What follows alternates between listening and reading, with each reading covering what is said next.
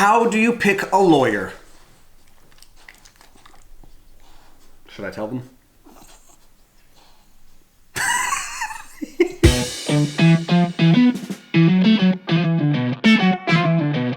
Viva Frei, Montreal litigator turned YouTuber, and a lot of people have been we're a little crooked here. A lot of people have been asking me this question, and I figure it's a good time to take a break from the impeachment analysis to deal with something non-political. How does one go about picking their attorney? Blessed are they who never need an attorney, but should you ever find yourself in a situation where you do need one, you already know my thoughts on self-representation. I'll go ahead and link that video right here. To the extent that you can afford or find a proper attorney, how do you go about selecting the best one for you? I'm going to give you my insights, and lawyers are going to hate me for what I'm about to say. But these are my thoughts and observations after 13 plus years in the practice. They're my thoughts and my thoughts alone, so take them with a grain of salt. One of the more meaningful conclusions that I've come to after 13 plus years in the practice is that I've noticed that lawyers tend to have clients that reflect their personalities, and clients tend to have lawyers that reflect their personalities. And I suspect that anybody with sufficient experience in law is probably nodding their head in agreement right now.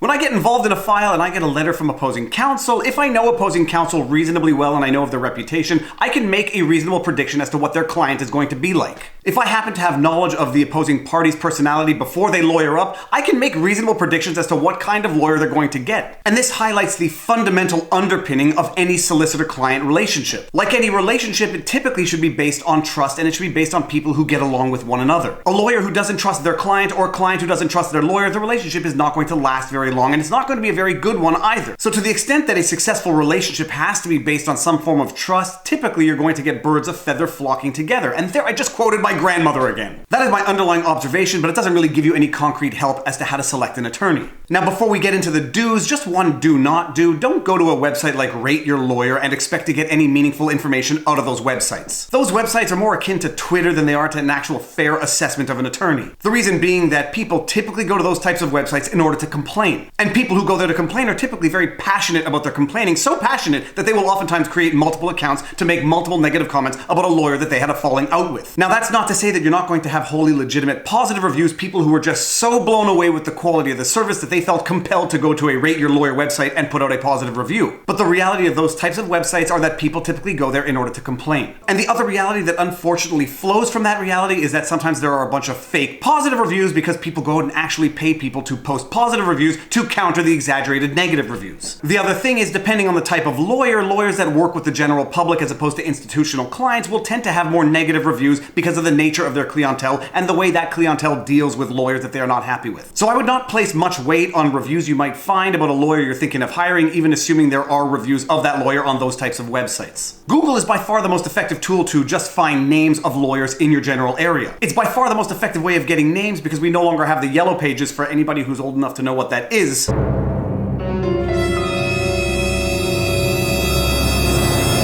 And a 30-second Google search will give you a bunch of names of lawyers in your area who claim to have an expertise in a certain field of law. But as far as I'm concerned, the Google search engine, as complex and intelligent as it may be in the computer world, is nowhere near as good as word-of-mouth recommendation. As far as I am concerned, there is no better way to get a good lawyer than through word-of-mouth recommendation, but make sure you're asking the right person, because if you ask your enemy, they may in fact recommend to you a very bad lawyer just out of spite. A funny anecdote from my practice, I once knew a lawyer who, whenever this lawyer got cold calls or calls for terrible files, this lawyer would always refer the file to a lawyer that this lawyer hated. I have no idea what happened between these two attorneys, whether it was professional or personal. All that I know is that I think it was a bit of a running gag between the two of them. All that to say, word-of-mouth recommendation, but make sure you're getting it from someone you know and trust. One of the more unfortunate aspects of attorney shopping is that people feel compelled to make decisions on attributes that I would qualify as identity politics. People are going to look at the old lawyer with gray hair different than the young lawyer who might not have quite as much experience. Now, the reality is that this type of judgment cuts both ways. Someone can look at an older attorney and say, they're going to have more connections, they're going to have more knowledge, so I'm going to go with an older attorney as opposed to a younger attorney who's going to be more wet behind the ears. Or they might look at the older attorney and say, this attorney's tired, this attorney's at the end of their game, I want someone who's young and aggressive. The reality is that these types of judgments don't just exist between a client and their attorney, they also exist between judges and attorneys. And I can tell you this from experience. A young lawyer can say the exact same thing to a judge as an older lawyer, and it will be perceived differently by that judge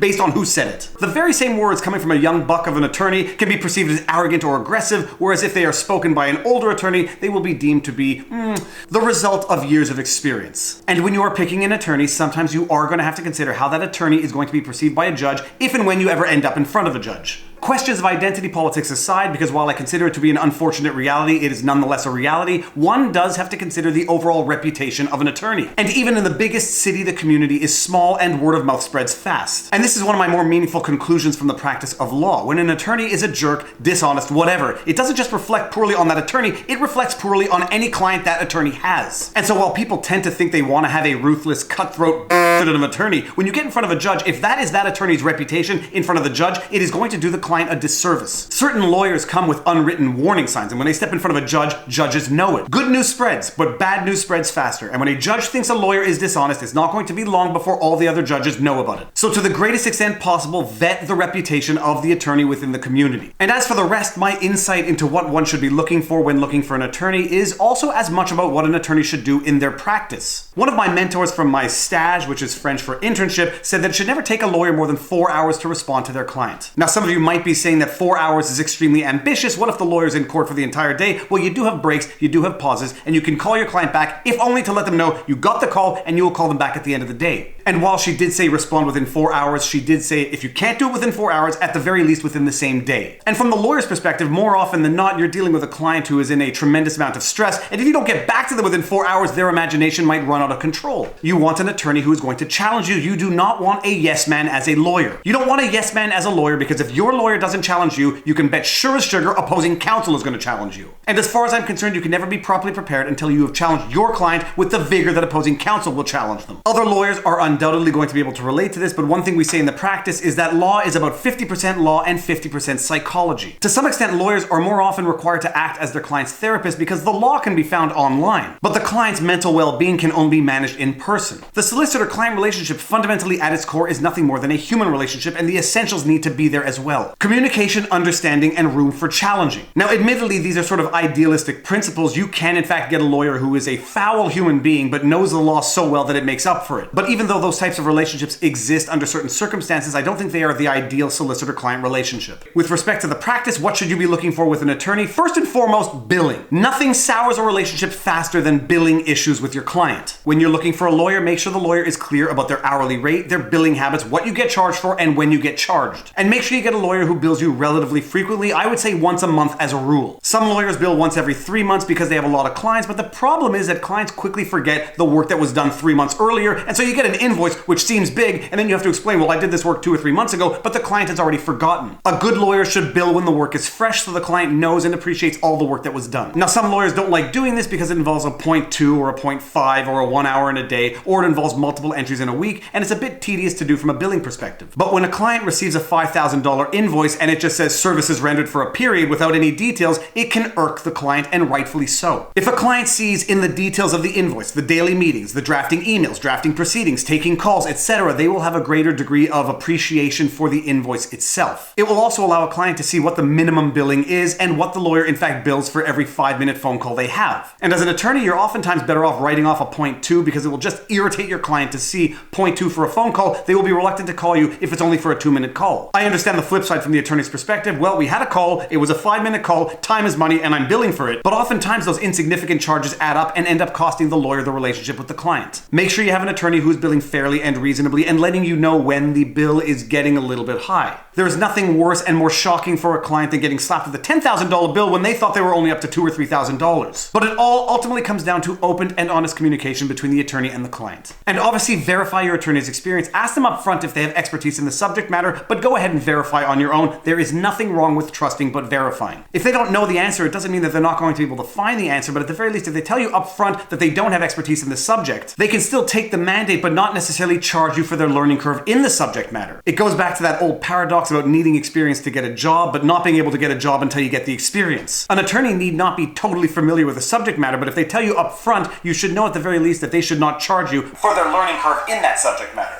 All right, one thing I nearly forgot. If ever you have any doubts, hold on one second, Pudge.